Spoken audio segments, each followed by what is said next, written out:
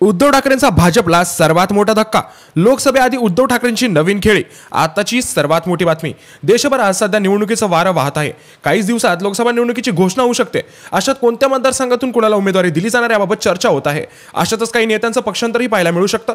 लोकसभा निवडणुकीच्या पार्श्वभूमीवर शिवसेना ठाकरे गटाचे पक्षप्रमुख उद्धव ठाकरे भाजपला मोठा धक्का देण्याच्या तयारीत असल्याची माहिती समोर आली आहे। बड्या महिला नेत्याचा शिवसेना ठाकरे गटात पक्षप्रवेश होऊ शकतो अशी माहिती सूत्रांनी दिली आहे। शिवाय या महिला नेत्याला लोकसभेला उमेदवारीही दिली जाण्याची शक्यता आहे। लोकसभा निवडणुकीच्या घोषणेआधी उद्धव ठाकरे भाजपला मोठा धक्का देण्याच्या तयारीत असल्याची माहिती आहे। शिवसेना ठाकरे गटाकडून जळगाव लोकसभा मतदारसंघासाठी उमेदवाराची चाचपणी सुरू आहे।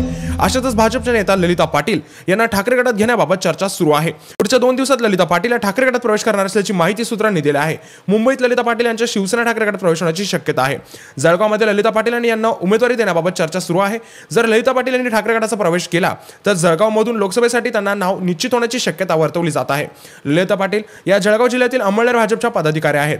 ॲडव्होकेट ललिता पाटील यांनी काल मुंबईत मातोश्रीवर जात उद्धव ठाकरेंची भेट घेतली।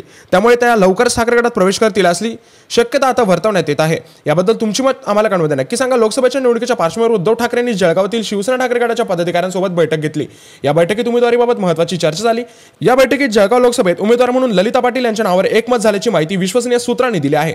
याबद्दल तुमची मत आम्हाला कळवून द्या। नक्की सांगा। आगामी काळात उद्धव ठाकरे भाजपला धक्का देण्यात यशस्वी ठरणार का याबद्दल तुमची मत आम्हाला कळवून द्या। नक्की सांगा।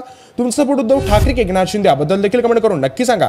आणि अशाच व्हिडिओज बघण्यासाठी आपल्या चॅनलला सबस्क्राइब करायला विसरू नका।